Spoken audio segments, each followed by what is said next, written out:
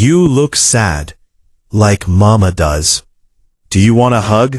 Hugs help. She said it with the complete, uncomplicated certainty of a 4-year-old who has tested this theory and found it reliable. She was standing beside a man she had never met, at the edge of a graveside gathering at Milford Memorial Cemetery on a gray October Saturday. Looking up at him with the focused assessment she brought to all important situations. The man was 33 years old. He was standing slightly apart from the gathered mourners, not because he didn't belong, but because he hadn't yet found where he fit in the specific geography of grief that forms around a casket. His name was Beckett Crane. He had not cried yet, which was its own kind of weight. He looked down at the small girl. She was wearing a navy dress with a white collar, her dark hair in 2 braids, and she was looking at him with the patient openness of someone who has extended an offer and is waiting for the other person to catch up. He crouched down. "A hug," he said. "Yes, I think I do." She hugged him with her whole small body, arms around his neck, complete and unhesitating, and held on for 4 seconds with the serious commitment of someone doing an important job. The people nearest to them went quiet. Not dramatically, just the way people go quiet when something true happens in the middle of a hard day. He held on for the same 4 seconds. Then she stepped back, looked at him, and apparently satisfied with the result, returned to her mother's side. His eyes were bright when he stood. Her mother had seen it from 6 feet away. Her name was Solène Vere, 27 years old.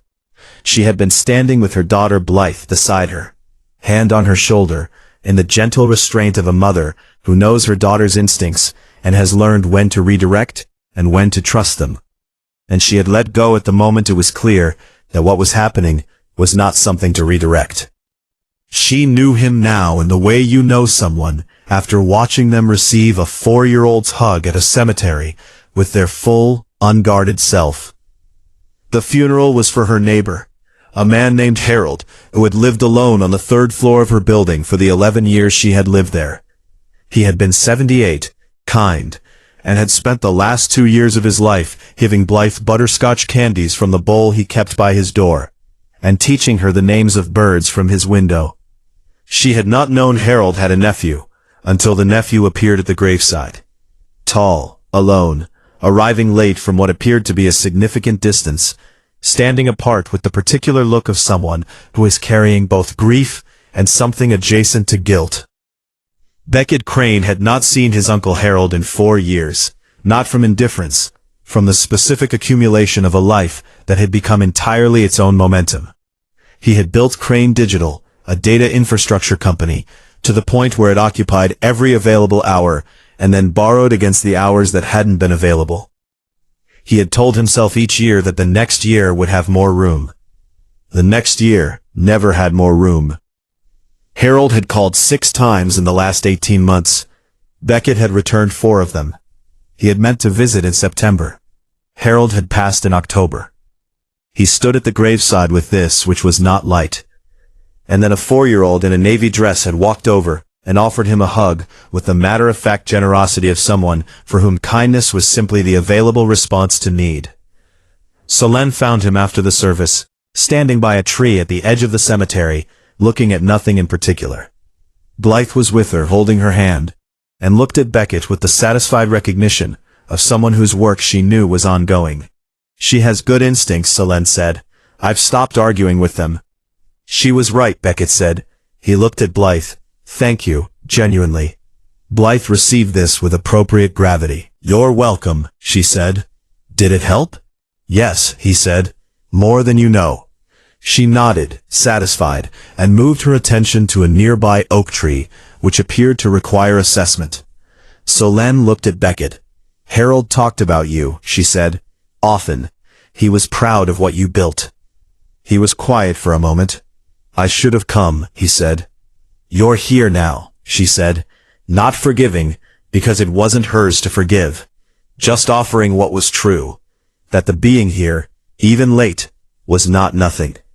He looked at her with the specific relief of someone who has been braced for a verdict, and received instead an honest observation. He left me a letter, Beckett said. The attorney gave it to me this morning. He paused. He said he knew I was busy.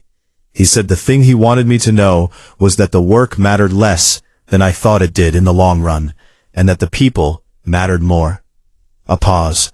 He said it kindly. That was Harold. Solène looked at the grave. He was kind, she said, consistently, without performance, every day. I know, Beckett said.